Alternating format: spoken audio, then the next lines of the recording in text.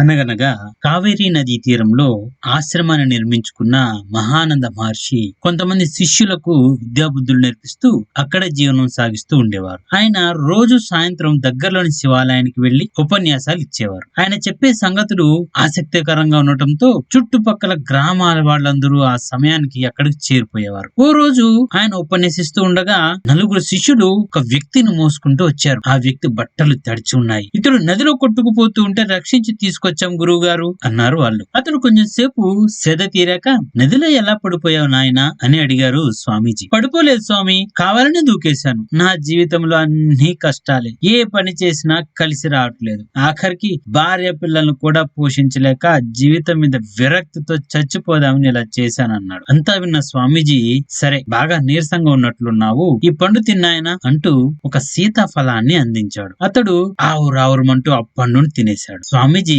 ప్రశాంతంగా అతడి కేసు చూస్తూ, పండంతా తిన్నావు కానీ గింజలు మాత్రం ఉమ్మేశావేం అని ప్రశ్నించారు. ఆ ప్రశ్న విన్న జనమంతా ఆశ్చర్యానికి లోనయ్యారు. ఆ వ్యక్తి మాత్రం పకాలన నవ్వి, గింజలు తినటానికి పనికిరావుగా స్వామి, అందుకే ఉమ్మేశాను అన్నాడు. మరి గింజలు అడ్డు రాగానే తినడం మానే లేకపోయావా అంటూ మరో ప్రశ్న వేశారు స్వామీజీ. ఇంత తీయగా ఉన్న పండును గింజల కోసం వదులుకుంటామా స్వామి, మీరు మరీ విడ్డూరంగా అడుగుతున్నారే అన్నాడు ఆ వ్యక్తి. అప్పుడు స్వామీజీ నవ్వి, జీవితం కూడా ఈ సీతాఫలం లాంటిదే, గింజలు తొలగించుకుంటూ పండు తిన్నట్లే కష్టాలను ఎదుర్కొంటూ జీవితాన్ని అనుభవించాలి నాయన, కానీ ఇలా మధ్యలోనే ఆపేసుకుంటామా అన్నారు. దానికి ఆ వ్యక్తి సిగ్గుపడి, నిజమే స్వామి, ఇంకెప్పుడు ఇలాంటి తెలివి తక్కువ పని చేయను, కాయ కష్టం చేసుకుని బతుకుతాను అన్నాడు. ఇదంతా చూస్తున్న గ్రామస్తులందరూ ఆనందంతో చప్పట్లు కొట్టారు.